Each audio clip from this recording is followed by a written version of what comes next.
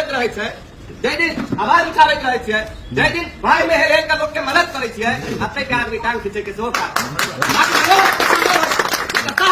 सब कोई संकल्प लियो जितने भी कुव्यवस्था है, चाहे कितनो बड़का आका गद्दी पर बैठल है, आँख मिला के बात करबे ना तो उनका झुका पड़ते हमारे मांग के माना पड़ते।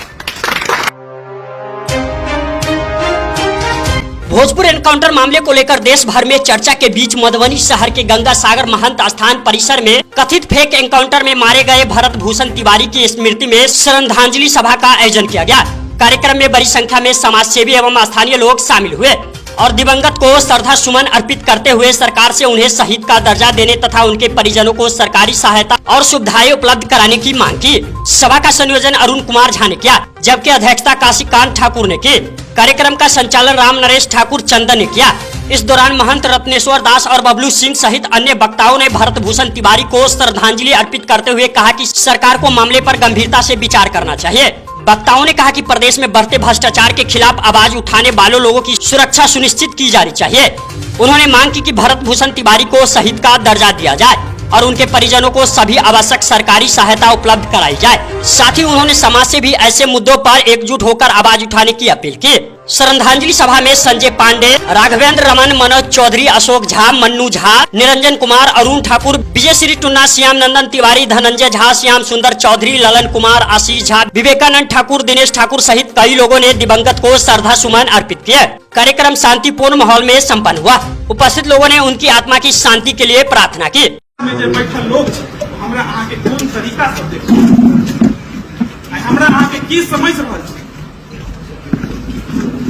आई खुशी के बात छै एगो ई, आई हम सब अपन ताकत, अपन शक्ति आई बिहार में बैठल सरकार के दिखावे के काज की। आई जे सरकार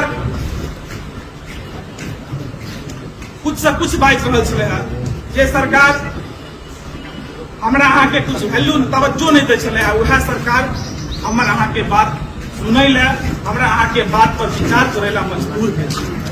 लेकिन एहि आंदोलन के कमजोर नहीं हो देव के छै। हमरा सबके मधुबनी के साथी, मधुबनी के नौजवान होय के नाते कह रहल छी, कियाकि सरकार हमेशा से चाह रहल छै कि बहुत सारा पोस्टमार्टम रिपोर्ट अहाँ सब देखने हैं। पोस्टमार्टम रिपोर्ट में देखियो ना कि पुलिस से केना बचावे के प्रयास कर रहल है।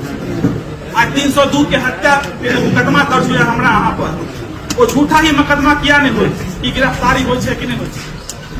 लेकिन आज सरकार जे डीएसपी जे गोली चलावे के आदेश देने छलै, फ्रंट पर डीएसपी मौजूद छलै, आज वही डीएसपी के मुख्यालय में बैठावे के काज के प्रयास हमरा बहुत बात छै। बहुत लोग वक्ता सेहो छै, सब अपन अपन विचार रखते और यहाँ के अपन बात के खत्म करऽ चाहे छै कि आंदोलन के कमजोर नहीं हो देवा के छै, आंदोलन के जिंदा रखे के छै और आंदोलन तब तक जिंदा रहबाक चाहिए जब तक भरत तिवारी के शहीद के दर्जा नहीं मिल जाए और हत्या हमेशा मजबूत रहे। इनकलाब जिंदाबाद।